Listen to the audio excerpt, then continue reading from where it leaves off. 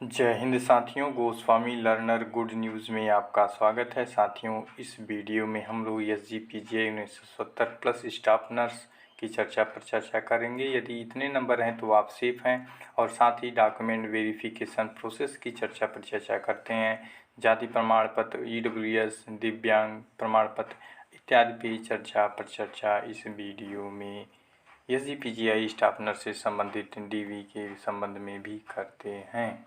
साथियों, वीडियो को लाइक कर दें, शेयर कर दें, और जिन शिक्षार्थियों ने इस चैनल को सब्सक्राइब नहीं किया हो तो सब्सक्राइब कर लें, जिससे आपको भी इसी प्रकार की ऑथेंटिक अपडेट सर्वप्रथम मिलती रहे। SGPGI स्टाफ नर्स या नर्सिंग ऑफिसर की परीक्षा 1970 प्लस पदों के लिए हुई थी। वहीं इसका आंसर की भी सभी शिक्षार्थियों द्वारा देखा जा चुका है। इसमें गलत एवं सही प्रश्न दोनों ही दिखाए गए हैं। फिलहाल यह आपका फाइनल स्कोर नहीं है। फाइनल स्कोर आपका नॉर्मलाइजेशन के बाद जो स्कोर कार्ड या फाइनल लिस्ट जारी होगी वह होगा, जिसमें आपके कुछ अंक बढ़ने की भी संभावनाएं हैं, जिसे आप सामान्यीकरण स्कोर कह सकते हैं। जो बढ़ा या घटा होगा जिसे फाइनल स्कोर भी कहा जा सकता है, या जो बढ़ा हुआ स्कोर आपका होगा उसे नॉर्मलाइज स्कोर भी कहा जा सकता है। इसी के आधार पर आपका कट ऑफ का निर्धारण किया जाएगा।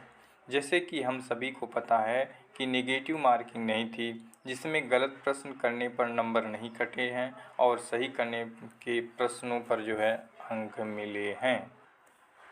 वहीं हम लोग डॉक्यूमेंट वेरिफिकेशन की बात करें तो डॉक्यूमेंट वेरिफिकेशन प्रोसेस के बाद ही फाइनल सिलेक्शन लिस्ट जारी किया जाएगा। तो इसके लिए यदि आप संभावित कट ऑफ में आते हैं तो अपने डॉक्यूमेंट पर फोकस कर सकते हैं। जो फॉर्म भरते समय आपने सभी सूचनाएं फिलअप की थी उसी के अनुसार आपके सभी डॉक्यूमेंट सही होने चाहिए। साथ ही जैसे कि एजेंटी card, caste certificate, EWS certificate, UID certificate, निवास प्रमाण पत्र, दिव्यांग बंधु अपना सर्टिफिकेट यदि ऑनलाइन अपडेट न करवाए हो तो अपडेट CMO के स्तर पर करवा लें, जिससे कोई प्रॉब्लम आने वाले समय में न हो। दिव्यांगजन अपने यूनिक डिसेबिलिटी ID ऑनलाइन बनवा लें, इस समय बन सकता है। फिलहाल नोटिस आने के उपरांत डॉक्यूमेंट वेरिफिकेशन के लिए सारी जानकारी आपको डॉक्यूमेंट वेरिफिकेशन नोटिस में देखने को मिलेगी। जैसे कि छात्राओं के लिए है कि जिनकी शादी हो चुकी है वह अपना कास्ट सर्टिफिकेट पिता पक्ष से बनवा लें। वहीं EWS सर्टिफिकेट एक वित्तीय वर्ष का हो इत्यादि बातों का ध्यान रखना पड़ेगा। वहीं डॉक्यूमेंट वेरिफिकेशन में आपका DV हो गया तो आपका नाम फाइनल मेरिट लिस्ट में होगा एवं ज्वाइनिंग मिलेगी।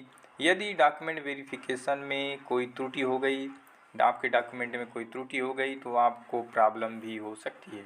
तो इससे बचने के लिए आपको आपका जो डॉक्यूमेंट है वह त्रुटि रहित हो, जिससे कि जैसे कि नाम, पिता का नाम, डेट ऑफ बर्थ एवं अंक प्रमाण पत्र की जांच आप स्वयं कर सकते हैं।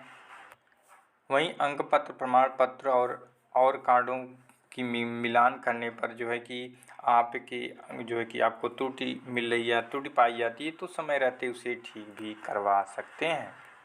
वहीं त्रुटि होने पर आपको प्रोविजनल मिल जाएगा, जिसमें समय लगना तय है, क्योंकि प्रोविजनल वालों को एक बार फिर से डॉक्यूमेंट वेरिफिकेशन प्रोसेस से आपको कि गुजरना पड़ेगा। अर्थात जिन अभ्यर्थियों को डॉक्यूमेंट में कोई त्रुटि होगी या त्रुटि पाया जाएगा उन्हें 2 बार DV प्रोसेस से गुजरना होगा।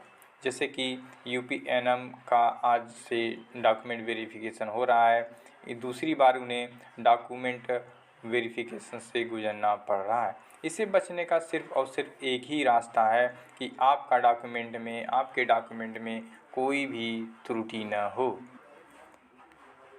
यदि कोई त्रुटि है, जैसे हाई स्कूल के प्रमाण पत्र के अनुसार ही आपका डेट ऑफ बर्थ, जन्म तिथि सभी जगह होना चाहिए।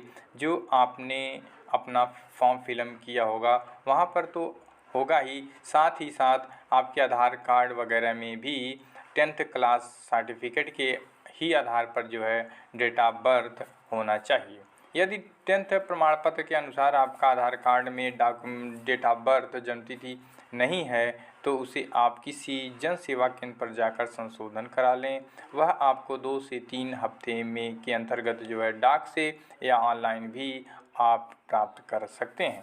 यह सब आप डॉक्यूमेंट वेरिफिकेशन प्रोसेस में ये सब जो है चेक किया जाएगा और उससे पहले ही जो है कि डॉक्यूमेंट वेरिफिकेशन प्रोसेस से पहले ही जो है आप उससे सही करा लें, जैसे कि नाम, पिता का नाम, अंक, जन्म तिथि और साथ ही आपके प्रमाण पत्रों की वैलिडिटी, जैसे कि प्रमाण पत्रों की वैलिडिटी जैसे कि caste certificate, character certificate, EWS certificate, medical certificate इत्यादि की अवधि भी चेक की जाती है कि यह जो है कि नियत अवधि से अधिक तो नहीं है।